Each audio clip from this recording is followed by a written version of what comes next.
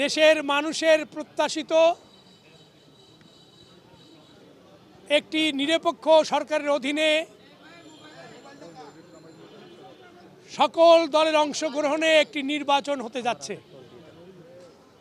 জুলাই বিপ্লবের মধ্য দিয়ে রক্তস্নাত রাজপথ দিয়েই গণতন্ত্রের যে অভিযাত্রা শুরু হয়েছে, আজকে তার সূচনা দিন।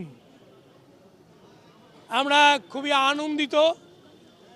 দেশের মানুষও এই দিনটির অপেক্ষায় ছিল এবং সেটি হচ্ছে যে বাংলাদেশের মানুষ দীর্ঘ 3টি নির্বাচনে ভোট দিতে পারে নাই, সেই বেদনা নিয়ে অপেক্ষা করছিল এবং এবারে জুলাই বিপ্লবের মধ্যে দিয়ে ফ্যাসিবাদ মুক্ত বাংলাদেশে একটি উৎসবমুখর পরিবেশে নির্বাচন হতে চলেছে এবং আমরা সেই নির্বাচনী ট্রেনে আজকে পা রেখেছি মনোনয়নপত্র দাখিলের মধ্যে দিয়ে।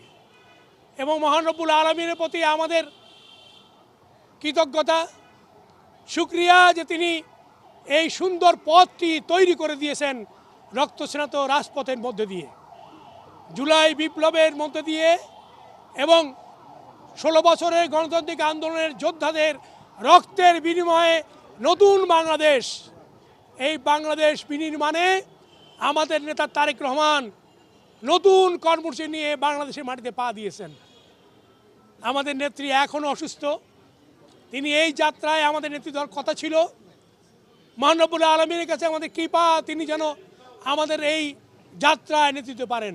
আমরা একটি মানবিক বাংলাদেশ, একটি উন্নয়নের বাংলাদেশ, একটি শান্তির বাংলাদেশ গঠনের জন্য এই যাত্রা শুরু করেছি। আল্লাহ যেন আমাদের কামিয়াব করেন এবং আমরা বিএনপি ঐক্যবদ্ধভাবে জনগণকে ঐক্যবদ্ধ করে সকল অপশক্তির বিরুদ্ধে আমাদের বিজয়কে আমরা সুনিশ্চিত করতে চাই।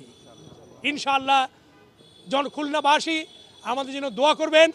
আমাদের অগণিত নেতাকর্মীর রক্তের বিনিময়ে এবং তাদের ত্যাগের বিনিময়ে এবং জুলাইয়ের অভ্যুত্থানের ছাত্র জনতার ত্যাগের মধ্যে দিয়ে যে পথ তৈরি হয়েছে, ইনশাআল্লাহ আমরা কথা রাখব, আমরা জনগণের প্রত্যাশা পূরণ করব ইনশাআল্লাহ।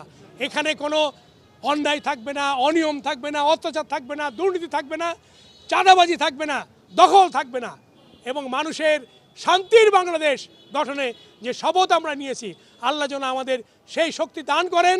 এই শপথ পূরণের মধ্যে দিয়ে নতুন বাংলাদেশের যাত্রা এবং তার নেতৃত্ব দেবেন আমাদের তারেক রহমান। কারণ জনগণই হচ্ছে আমাদের পাহারাদার। এবারে জনগণই এই নির্বাচনের মূল অনুঘটক এবং জনগণ আমাদেরকে এগিয়ে নিয়ে যাবেন নিরাপদ বাংলাদেশের জন্য এবং তাদের ভোট পানের মধ্যে দিয়ে। আমরা সকল ভোটারদেরকে বলবো, এবারের নির্বাচন ভোটারদের জন্য, এবারের নির্বাচন উৎসবমুখর পরিবেশে এবং জনগণ সেই ভোটে অংশ নেবে ইনশাআল্লাহ এবং সেই যাত্রা সফল হবে আমার ইনশাআল্লাহ। আমরা জনগণের প্রতি কৃতজ্ঞতা। আল্লাহ হাফেজ।